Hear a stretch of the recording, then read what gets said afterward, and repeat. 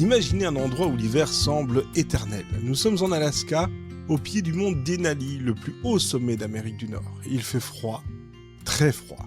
La neige recouvre tout, le silence est roi et les nuits sont interminables. Dans ce décor de cartes postales glacées, il y a une petite ville qui s'appelle Talkeetna. C'est un de ces endroits où tout le monde se connaît, où le bureau de poste est aussi un lieu où on prend les nouvelles du voisin et où le General Store est le cœur battant de la communauté. Nous sommes en 1997 si vous êtes en France, et à Talkeetna, comme partout ailleurs dans le monde, les habitants aiment débattre. Sauf que cette année-là, l'ambiance est particulière. Les élections municipales approchent, et soyons honnêtes, les habitants en ont assez. Assez des promesses non tenues, assez des politiciens en costume qui parlent pour ne rien dire, assez de la politique traditionnelle. Ils sont déçus. Ils veulent du changement, du vrai changement. Ils ne savent pas encore, mais ce changement va arriver dans une boîte en carton. Il est roux, il n'a pas de queue, et il va diriger la ville pendant 20 ans. Bienvenue dans ce nouvel épisode des histoires de Papa Mika. Aujourd'hui, on laisse les drames de côté, les histoires un peu sombres, et je vous emmène en Alaska pour vous raconter comment un chat est devenu le maire d'une petite ville. Tout commence au Negley General Store. Si vous visualisez un film américain, c'est exactement ça. Le magasin général en bois, un peu vieillot, où on vend un peu de tout, des boîtes de conserve aux outils de bricolage. La gérante s'appelle Laurie Stick. Un jour, Laurie trouve une boîte abandonnée devant son magasin. À l'intérieur, il y a des chatons. C'est triste, c'est banal. Mais c'est la réalité. Parmi ces petites boules de poils, il y en a un qui attire son attention. C'est un petit chaton roux, un manx, mélangé. Ce qui veut dire... il a une particularité physique. Il n'a pas de queue. Juste un petit bout. Un stub en anglais. Laurie craque et elle décide de l'adopter et de l'appeler Stubbs. Stubbs grandit dans le magasin et il devient la mascotte. Il est calme, observateur, il ne demande rien à personne, il se contente d'être là, assis sur le comptoir à regarder les clients passer. Et pendant que Stubbs grandit, la ville de Talkeetna grogne. L'élection approche et aucun candidat humain ne trouve grâce aux yeux des électeurs. Ils sont tous pareils, entend-on, au comptoir du magasin. C'est là que l'idée de génie, ou une idée folle, ça dépend de votre point de vue, surgit. C'est une blague au départ, une boutade lancée entre deux cafés. Eh bien, quitte à élire n'importe qui, pourquoi on ne voterait pas pour Stubbs ? Les gens rigolent, puis ils se regardent et ils s'arrêtent de rigoler. Parce que Talkeetna, qui est une Census Designated Place, une zone de recensement, et pas une ville au sens strict, le poste de maire est purement honorifique. Alors techniquement, rien n'interdit à un chat de se présenter. La campagne électorale la plus étrange de l'histoire des États-Unis vient de commencer.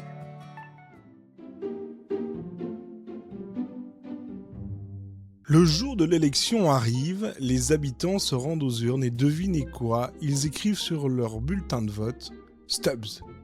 C'est un raz-de-marée. Stubbs écrase la concurrence humaine, il est élu maire de Talkeetna.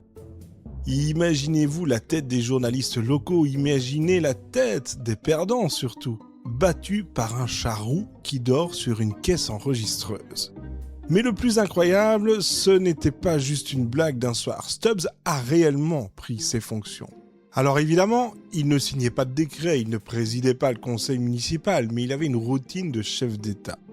Son bureau, le magasin Negley. Tous les jours, monsieur le maire descendait pour sa tournée d'inspection. Il allait s'asseoir sur le comptoir.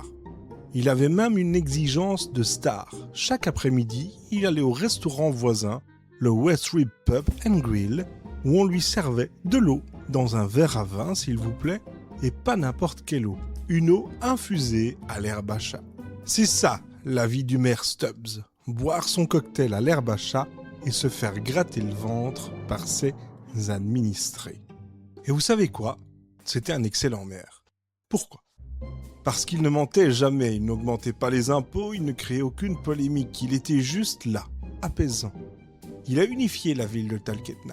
Elle est devenue célèbre dans le monde entier. Les touristes venaient du Japon, d'Europe, juste pour voir le maire. « Où est le maire ?» demandait-il en entrant dans le magasin. Et on leur pointait du doigt une boule de poils endormie sur un tas de vieilles couvertures. Le commerce local a explosé. Les gens se parlaient de nouveau avec le sourire. Stubbs a réussi là où des dizaines de politiciens humains avaient échoué. Il a rendu sa ville heureuse. Bien sûr, tout n'a pas été rose. La vie politique est dangereuse, même pour un chat. En 2013, le drame frappe. Le maire Stubbs est attaqué.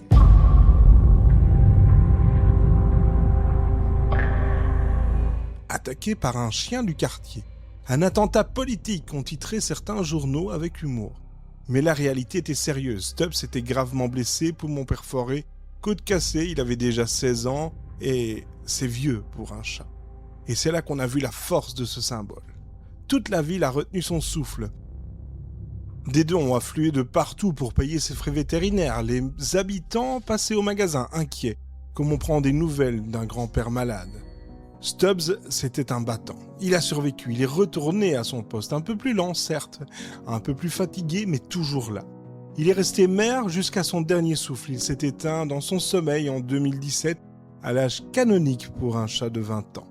20 ans de règne, 20 ans sans scandale. Pourquoi je vous ai raconté cette histoire aujourd'hui ? Parce qu'on vit dans un monde complexe, parfois dur, souvent sérieux. On se prend la tête pour des opinions, pour des débats sans fin. L'histoire de Stubbs, ce n'est pas l'histoire drôle d'un chat devenu maire. C'est la preuve que parfois, ce dont nous avons besoin pour nous rassembler, ce n'est pas un grand discours ou un leader charismatique. Parfois, on a juste besoin d'un peu de douceur, d'un symbole commun qui nous fait sourire. Les habitants de Talkeetna n'ont pas élu un chat parce qu'ils étaient fous.